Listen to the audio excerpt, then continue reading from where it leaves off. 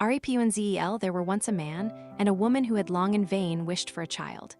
At length, the woman hoped that God was about to grant her desire. These people had a little window at the back of their house from which a splendid garden could be seen, which was full of the most beautiful flowers and herbs. It was, however, surrounded by a high wall, and no one dared to go into it because it belonged to an enchantress, who had great power and was dreaded by all the world.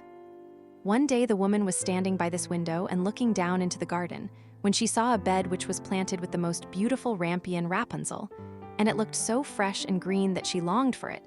She quite pined away and began to look pale and miserable. Then her husband was alarmed and asked, "What ails you, dear wife?" "Ah," she replied, "if I can't eat some of the rampion, which is in the garden behind our house, I shall die." The man, who loved her, thought, "Sooner than let your wife die, bring her some of the rampion yourself, let it cost what it will."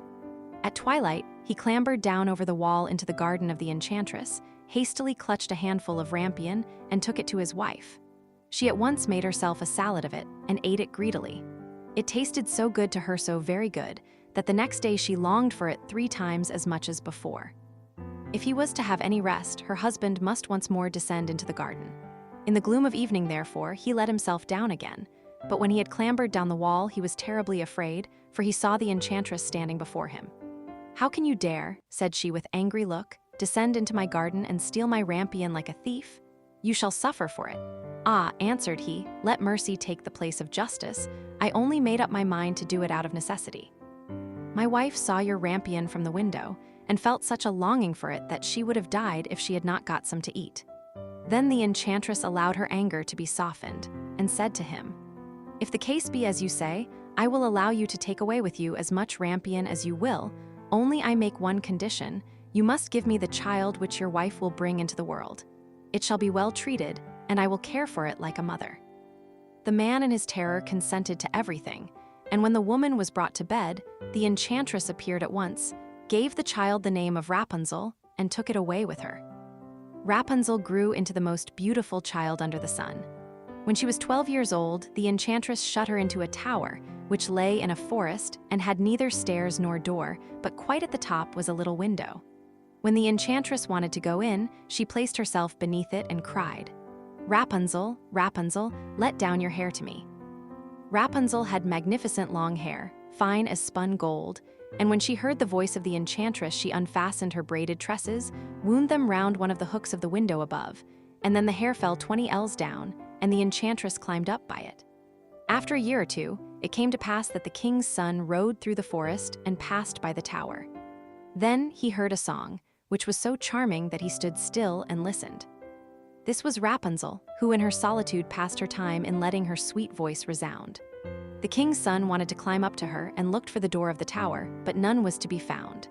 He rode home, but the singing had so deeply touched his heart that every day he went out into the forest and listened to it.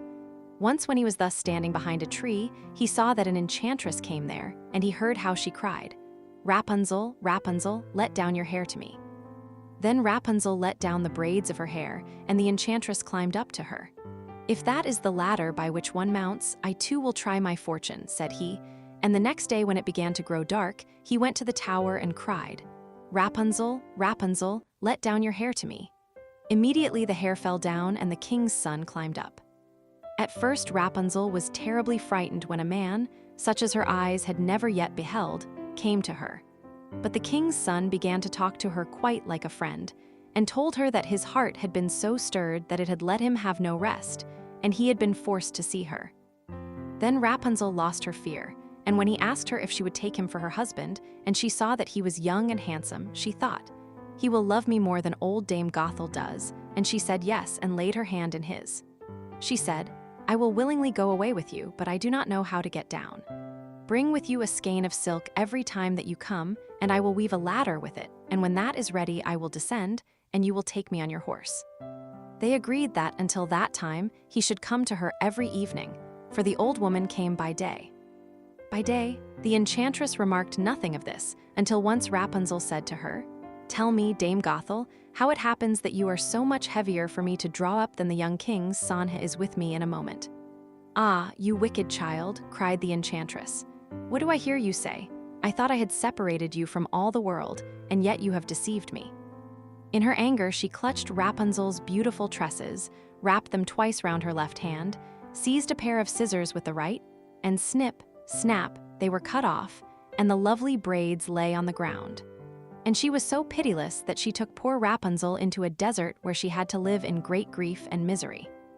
On the same day that she cast out Rapunzel, however, the enchantress fastened the braids of hair, which she had cut off, to the hook of the window, and when the king's son came and cried, "Rapunzel, Rapunzel, let down your hair to me." She let the hair down. The king's son ascended, but instead of finding his dearest Rapunzel, he found the enchantress, who gazed at him with wicked and venomous looks. "Aha!" she cried mockingly, "you would fetch your dearest, but the beautiful bird sits no longer singing in the nest. The cat has got it and will scratch out your eyes as well. Rapunzel is lost to you. You will never see her again." The king's son was beside himself with pain, and in his despair he leapt down from the tower. He escaped with his life, but the thorns into which he fell pierced his eyes. Then he wandered quite blind about the forest, ate nothing but roots and berries, and did not but lament and weep over the loss of his dearest wife. Thus he roamed about in misery for some years, and at length came to the desert where Rapunzel, with the twins to which she had given birth, a boy and a girl, lived in wretchedness. He heard a voice, and it seemed so familiar to him that he went towards it, and when he approached, Rapunzel knew him and fell on his neck and wept. 2 of her tears wetted his eyes and they grew clear again, and he could see with them as before. He led her to his kingdom where he was joyfully received, and they lived for a long time afterwards, happy and contented.